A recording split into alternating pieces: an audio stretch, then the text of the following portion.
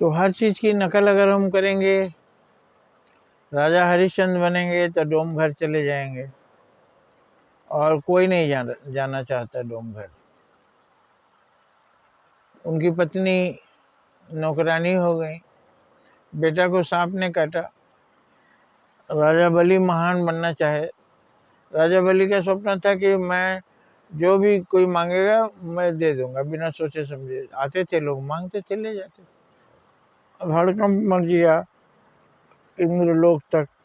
इंद्र बहुत घबराए कि तो मेरा पद ही छिन जाएगा, सबसे बड़ा दाता हम हैं, अब ये बलि हो रहा है।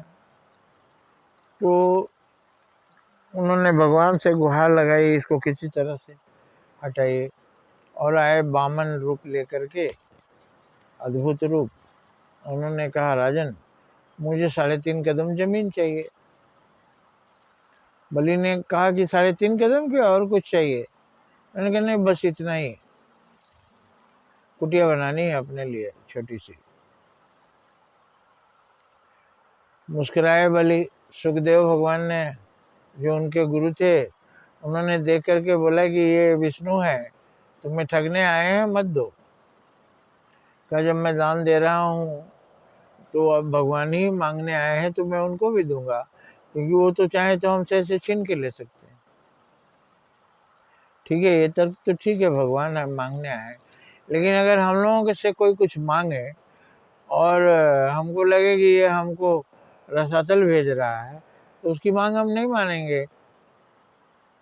अभी कलयुग में भगवान नहीं आएंगे बचाने, और ना कोई ऐसे गुरु हैं हमारे साथ घूम रहे हैं, कोई हम राजा थोड़ी है। आप अपने मन के राजा हैं, लेकिन आपका गुरु कोई नहीं। अगर गुरु है तो आत्मा है, तो आत्मा से पूछिए कि ये करना चाहिए कि नहीं।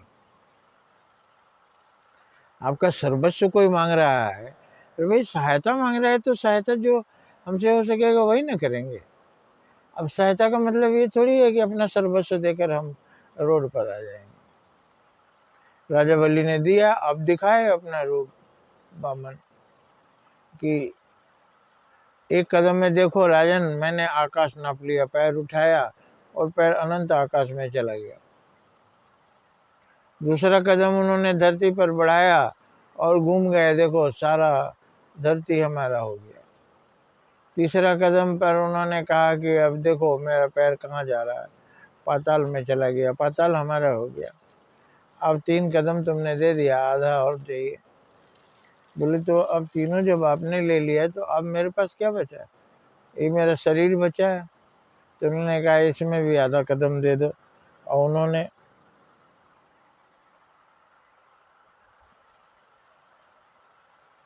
आधा शरीर नाप लिया,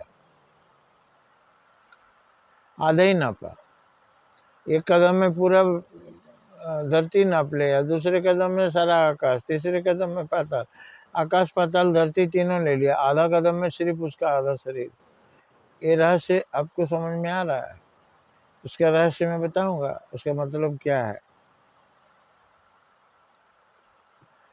उसके बाद उसका कुछ नहीं बचा, शरीर भी आधा इन्होंने ले लिया। तो अब मैं कहाँ जाऊं? उन्होंने कहा देखो बलि, मैं तुझ प्रसन्न हूँ, मैं विष्णु हूँ, तुम्हें मैं पाताल लोक देता हूँ रहने के लिए, जाओ वहां रहो, संयम से रहो, सब कुछ मेरा है, तुम सब दान मत करो, स्वयं रहने का बंदोबस्त करो, और कुछ वरदान चाहिए तो मांगो। उसने कहा ठीक है, मैं आपसे मांग रहा हूँ, मेरे पाताल के भवन में 52 दरवाजे हैं,